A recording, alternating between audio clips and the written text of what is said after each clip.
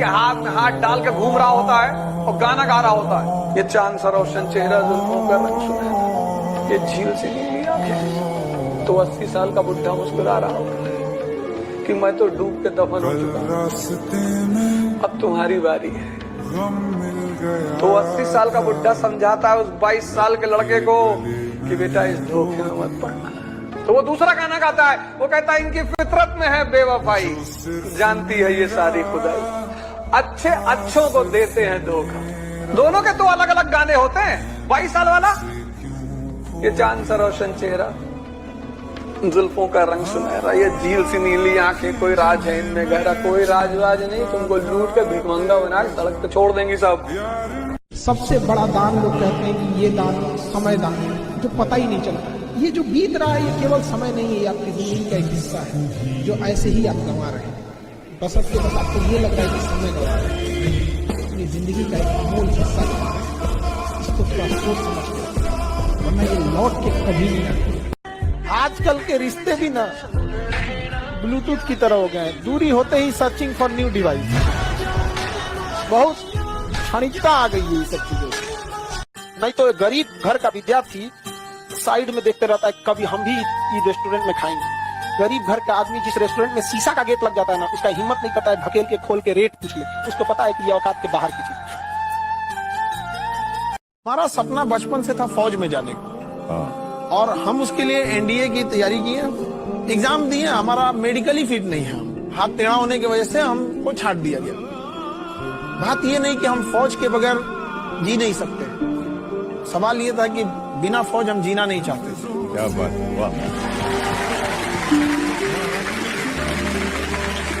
तो कभी कभी लगता था कि माँ बाप के लिए हम सबसे बड़े हैं, उनके लिए हम सबसे बढ़ के हैं, उनके लिए हमें कुछ ना कुछ तो करना होगा। अगर कभी साथ ही खड़ा होना है तो उसके साथ खड़े हुए जिसके साथ कोई नहीं खड़ा होता है। नहीं समझ में आया?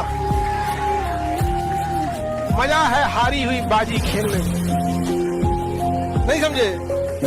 जीती हुई बाजी में क्या आता है?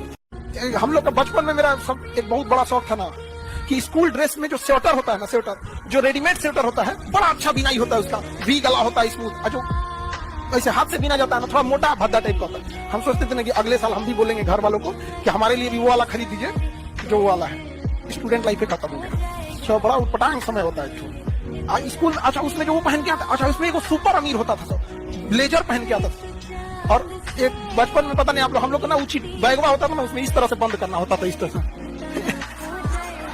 हमारा बहुत शौक था ना कि हम आई वाला बैग वाले जिसमें चेन होता है, नहीं देखते 4-5 लेयर का, ये सब वाला है। यहाँ पे लोग, हम लोग के घर में कभी मिला ही नहीं यहाँ पे वाला, उसी में ठूस ठूस के रखो, फंस गया तो उसमें क्लिप लगा के लाओ, फंस उठ जाता था। तो यहाँ पे तो बड़ा झमेला। आई वाला बैग जो आप लोग लेते हैं, ये वाला पुराना हो जाता था। स्कूल में ये भी लेके आता था। इस उम्र में आप जिस चीज से बहुत हंसते हैं ना, एक वक्त आएगा उन्हीं लम्हों को याद करके रोएंगे। अभी जिस चीज को लेके बहुत खुश होते हैं, यही सिलसिला चला तो 5 साल बाद उन्हीं लम्हों को देख के आप रोएंगे। और आज जिसके लिए आप आंसू बहाते हैं, अगर पढ़ लिख के कामयाब हो जाएंगे तो उन आंसुओं को याद करके हंसेंगे कि कितने बेवकूफ थे, किसके लिए आंसू बहा रहे थे। समझा? हीरे की काबिलियत रखते हो तो अंधेरे में चमका करो, हीरे की काबिलियत रखते हो तो अंधेरे में चमका करो, रोशनी में तो कांच भी चमका करते हैं।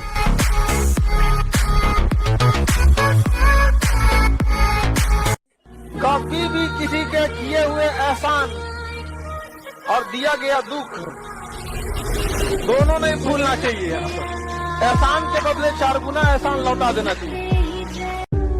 जो आदमी अपने दुश्मन को इस्तेमाल कर ले अपने लिए, उससे ज्यादा दिमाग किसके पास है? मेरी सनी देओल सी बाटी रे।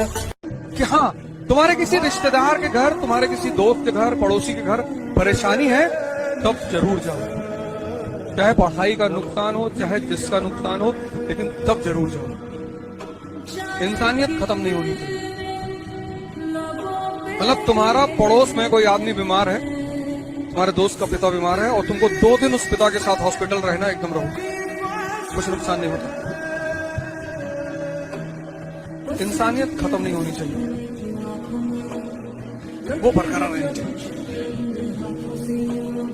हम लोग जब लूडो खेलते हैं ना तो उम्मीद करते हैं 6 आएगा, लेकिन एक भी आता है ना तो चलना पड़ता है। जिंदगी में भी यही होता है, उम्मीदें बहुत होती हैं, थोड़ा भी मिलता है तो चलना पड़ता है हम लोग को। कई बार आप देखिएगा ना लूडो में एकदम आखिरी में जाके आप कट जाते हैं, एकदम आखिरी वाले में भी। लेकिन क्या कीजिएगा, फिर से एक नई शुरुआत करनी पड़ती है इंसान को। जिंदगी में भी ऐसे ही होता है, कभी कभी एकदम मंजिल के पास जाने के बाद आदमी बिखर जाता है, लेकिन क्या होगा, जिंदगी रुकती तो नहीं है। फिर एक नया सवेरा होता है, फिर एक नई शुरू। मंदिर मस्जिद ऐसा जगह है जहाँ अमीर आदमी अंदर भीख मांगता है और गरीब इंसान बाहर। एक ऐसा जगह है जहाँ दोनों मांगता है।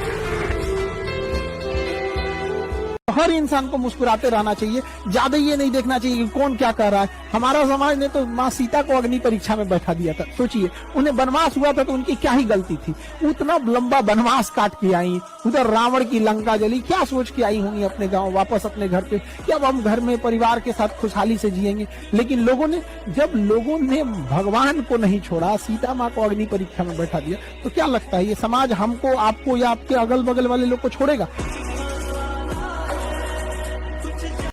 सबसे दुनिया में घमंडी चीज है तो वक्त है। आप आज बर्बाद कीजिए, कल आपको बर्बाद कर देंगे। इससे ज्यादा कोई वमन नहीं, एक एक का हिसाब लेता है।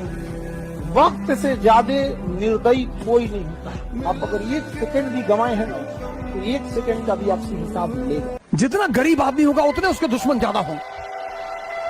तिवारी के घर गए ना, पानी नहीं पूछिन,